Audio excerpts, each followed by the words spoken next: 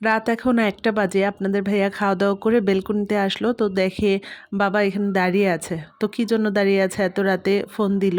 তো বাবা বলল যে ট্রাকে করে পাথর আসবে। আর এখানে আমাদের যে জায়গাটা আছে ওই জায়গায় তো দেয়াল আছে। ওই দেয়ালটা ভাঙা লাগবে নয়তো ট্রাক ঢুকতে পারবে না। সেই কারণে সে দাঁড়িয়ে আছে। তো আপনাদের ভাইয়া বলল যে এত অসুস্থতার মাঝেও সে কেন এত টেনশন করে। তো অবশ্য তার শরীর খারাপ কিন্তু তার মনের জোর অনেক। তো এখন প্রায় ১:৩০ বাজে আপনাদের ভাইয়া অনেকক্ষণ অপেক্ষা করলো। বাবাকে ফোন দিল চলে আসার জন্য। তো বাবা দাঁড়িয়ে আছে এর মাঝে ওই যে ট্রাকে করে পাথর আসলো।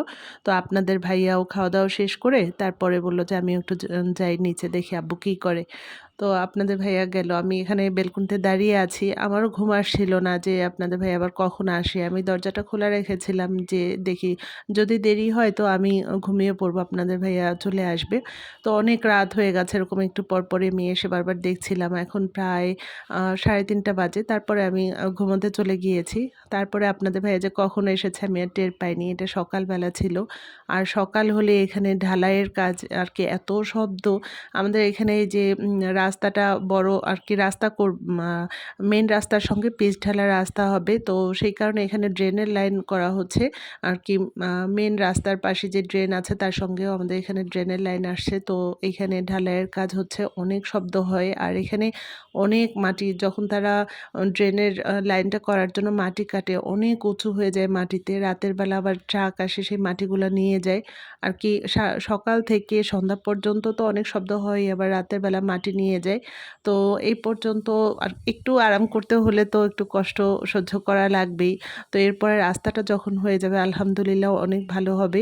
এই রাস্তার অপেক্ষায় এত দিন ছিলাম যে কবে রাস্তাটা ভালো হবে। গিয়েছিলাম ছেলের কোচিংয়ে, তো সেখান থেকে ফিরে আসলাম। ওই পাশটায় অনেক মাটি জমা হয়ে আছে, অনেক উঁচু হয়ে আছে। তো এখান থেকে আসতে একটু সমস্যা হয়। আর এটা ছিল পহেলা বৈশাখের সকাল।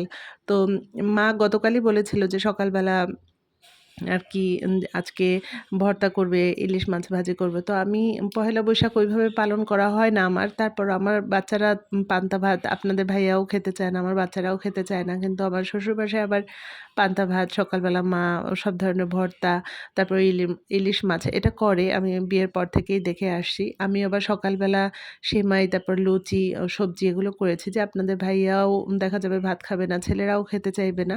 মাথায় টেনশন থাকলে কিসের পহেলা বৈশাখ, কিসের ঈদ কিছুই মনে থাকে না। আগামী দিন হচ্ছে আমার ছেলের বৃত্তি পরীক্ষা শুরু ১৫ তারিখ।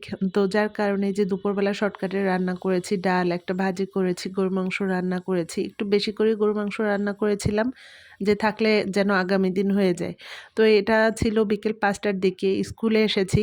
আজকে বিকেলেই তো ওদের সিট প্ল্যান হবে। তো ভাবলাম যে একটু গিয়ে দেখে আসি। বাসা তো পাশেই আছে। তো ওহিকে নিয়ে আমি চলে এসেছি। এসে দেখি অনেক দূর, দূর থেকে অনেকে আসছে সিট দেখার জন্য যে কোন বিল্ডিংয়ে, স্কুলের ভেতরে তো অনেকগুলো বিল্ডিং, কোন বিল্ডিংয়ে, কোন ভবনে কার সিট পড়েছে দেখার জন্য বাবা-মারা এসেছে। তো এখানে ওয়ালিদ আর ওহি দাঁড়িয়ে ছিল। এরপরে আমি অপেক্ষা করছিলাম যে কখন ওর সিটটা দেখা যাবে যে কোন ভবনে পড়েছে। তারপরে বাসায় যাব। এখানে কম্পিউটার থেকে বের করা হচ্ছিল। তারপরে কিছু সময় ওকে নিয়ে এখানে দাঁড়িয়েছিলাম যে বাসায় গিয়ে সন্ধ্যার পরেই তো পড়াশোনা করবে। আজকে খুব তাড়াতাড়ি ঘুম পড়িয়ে দেবো। আগামী দিন ভোরেই তো উঠতে হবে। আজকে রাতে আর কোনো পড়াশোনা নেই। ওকে বললাম যে খুব তাড়াতাড়ি ঘুমিয়ে পড়বা। আর এটা ছিল ১৫ তারিখ সকালবেলা। ছেলেকে স্কুলে দিয়ে তারপরে এখন আমি বাসায় চলে যাব। আর এরপরে আজকের পরীক্ষাটা ১ম পরীক্ষাটা আলহামদুলিল্লাহ ভালোই হয়েছে। এটা ছিল রাতের দিকে আমি একটা পুডিং বানাচ্ছিলাম। আর যত্ন করে কিছু বানাতে গেলেই আমার নষ্ট হয়ে যায়। আর এটা ছিল একদম শেষ পরীক্ষার দিনে। মাঝে আরকি পরপর তো ৪ টা পরীক্ষা হলো ওর। আর শেষ পরীক্ষার দিন ছিল এটা। ভাবলাম শেষ পরীক্ষার দিন একটু ভিডিও ধরে রাখি। আমার ছেলের জীবনের ১ম বোর্ড পরীক্ষা ছিল এটা। বড় ছেলে তো বৃত্তি পরীক্ষা দিতে পারেনি। কারণ ওদের সময় 5 এর বৃত্তিটা ছিল না। এবছর থেকে আবার চালু হয়েছে। তবে ইনশাআল্লাহ 8 এর বৃত্তি পরীক্ষাটা আমার বড় ছেলে দিতে পারবে। আর ওহি তো 5 এর বৃত্তি দিল আর 8 এও দিতে পারবে। আর এরপরে আছে মেট্রিক পরীক্ষা, একবারে স্কুলের শেষ পরীক্ষা। আর ওর লাইফে আরকি ৩ টা বোর্ড পরীক্ষা থাকবে। আমার বড় ছেলের ২ টা। তো পরীক্ষা শেষে সব বন্ধুদেরকে এখানে দাঁড় করিয়েছি। প্রতি বছরই ডিসেম্বর মাসে যখন ওদের পরীক্ষাটা শেষ হয়ে যায়, সব বন্ধুদেরকে দাঁড় করিয়ে একটা ছবি তুলে নিই। প্রতি বছরেরই ছবি আছে।